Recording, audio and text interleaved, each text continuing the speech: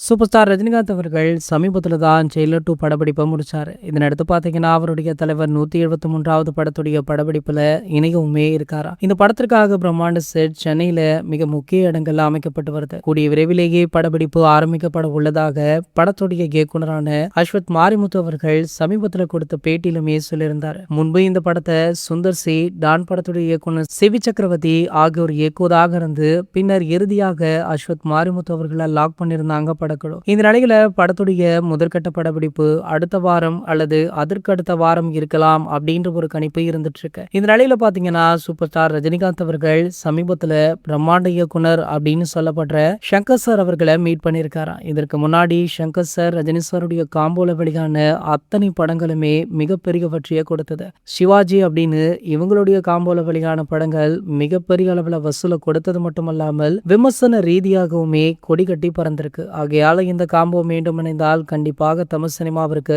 1000 கோடி வசூலடிக்க அதிகப்படியான வாய்ப்புகள் இருப்பதாக எதிர்பார்க்கப்பட்டது. சோ அதன்படியே பாத்தீங்கன்னா, சங்கர் அவர்கள் சமீபத்துல சூப்பர் ஸ்டார் ரஜினிகாந்த் அவர்களை மீட் பண்ணி அவருடைய முதல்வன் படத்தின் 2ஆம் பாகத்தின் கதையை சொல்லியிருக்காராம். முன்பு பாத்தீங்கன்னா, தளபதி விஜய் அவர்களை வைத்து இந்த படத்தை இயக்க பிளான் போட்டிருந்தாரு சங்கர் அவர்கள். ஆனால் தளபதி விஜய் அவர்களோ தற்போது அரசியல் என்ட்ரி கொடுத்துட்டாரு. ஆகையால இனி சினிமா படங்கள்ல நடிக்க மாட்டாரு. சோ சங்கர் அவர்கள் பாத்தீங்கன்னா, கதையில ஒரு சில மாறுதல்களை பண்ணி சூப்பர் ஸ்டாரை இந்த கதைக்குள்ள செட் ஆகுற மாதிரி கொண்டு வந்திருக்காரு. அதுவும் சூப்பர் ஸ்டாருக்கு ரொம்பவே பிடித்து போக கூடிய விரைவிலேயே இந்த படத்திற்கான அதிகாரப்பூர்வ அறிவிப்பு வெளியாக உள்ளதாக செய்திகளுமே கிடைச்சிருக்கு. சரி, ஓகே, இவங்களுடைய காம்போ மீண்டும் இணையுது. இதை பத்தி நீங்க என்ன நினைக்கிறீங்க அப்படின்றத கீழே உள்ள கமெண்ட் செக்ஷன்ல கமெண்ட் பண்ணிட்டு நம்மளுடைய சேனலை மறக்காம சப்ஸ்கிரைப் பண்ணிக்கோங்க.